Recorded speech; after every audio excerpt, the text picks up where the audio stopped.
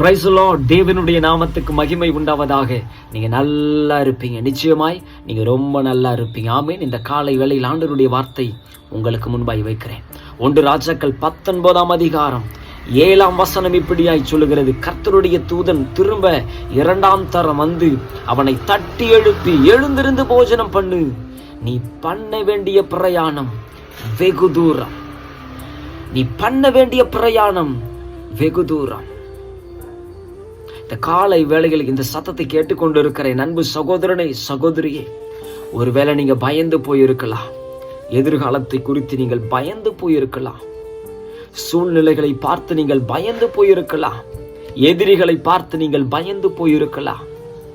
பிசாசு கொண்டு வருகிற சோதனைகளை பார்த்து நீங்கள் பயந்து போயிருக்கலாம். சரீரத்தில் ஏற்படுகிற அந்த பலவீனத்தின் நிமித்தமாக நீங்கள் பயந்து போயிருக்கலாம். இந்த காலை வேளையில் ஆண்டவருடைய வார்த்தை உங்களுக்கு முன்பாய் வருகிறது. நீங்கள் பண்ண வேண்டிய பிரயாணம் வெகு தூரமாயிருக்கிறது.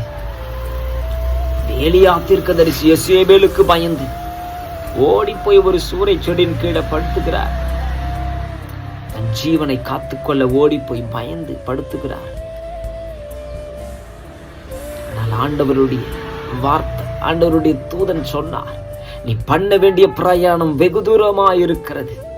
சில நேரங்களிலே நமக்கு ஏற்படுகிற பிரச்சனை, நமக்கு ஏற்படுகிற போராட்டங்களின் நிமித்தமாக எதிர்காலமே இல்லை, அவ்வளவுதான் போல, இந்த வருஷத்தை கடக்க மாட்டோம் போல, என் பிள்ளைகளை நான் பார்க்க மாட்டேன் போல சொல்லி சில நேரங்களிலே இந்த பயத்தினாலே குழப்பமான சிந்தனைகள், குழப்பமான சூழல்கள் ஏற்பட்டு நம்முடைய விசுவாசம், நம்முடைய நம்பிக்கை அப்படியே மங்கி போது பாருங்க. சில நேரத்துல பாருங்க, ஒரு கெபில ஆண்டவர் எலியாவை பலப்படுத்திடுறார். எலியா பலப்படுத்தி கெபில போகும்போது ஆண்டவர் கேட்கிறார், இங்க என்ன வேலை, என்ன காரியம் கேட்கிறார்.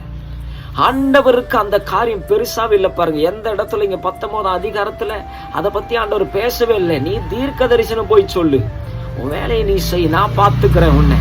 ஹல்லேலூயா. இந்த காலை வேளையில் ஆண்டவர் உங்கள் வாழ்க்கையும் உங்கள் குடும்பத்தையும் பார்த்துக் கொள்வார். எதற்கும் பயப்பட வேண்டாம். நான் சாகாமல் பிழைத்திருந்து கர்த்தருடைய செய்கைகளை விவரிப்பேன். உங்க பிரச்சனை உங்களுக்கு தான் பெரிய பிரச்சனை. ஆண்டவருடைய பார்வையில் அது பிரச்சனையே இல்லை. ஹல்லேலூயா. நீங்கள் பண்ண வேண்டிய பிரயாணம் வெகு தூரம். பயப்படாமல் எழுந்திருந்து உற்சாகமா கடந்து போங்க. ஆண்டவர் உங்க கூட இருக்கிறார். எதற்கு நீங்க பயப்படுறீங்க? ஆமென். எலியாவை பலப்படுத்தினவர் இன்றும் உயிரோடு இருக்கிறார். உங்களை பலப்படுத்தி உங்களுக்கு சகாயம் பண்ணுவார். பயப்படாதீங்க, தைரியமாயிருங்க. கர்த்தர் நம்மோடு கூட இருக்கிறார். ஒன்றும் உங்களை சேதப்படுத்த முடியாது. விசுவாசிக்கிறவன் பதறான். ஆமென். நம்பிக்கையா இருங்க, ஆண்டவர் உங்களை கைவிட மாட்டார். ஆமென்.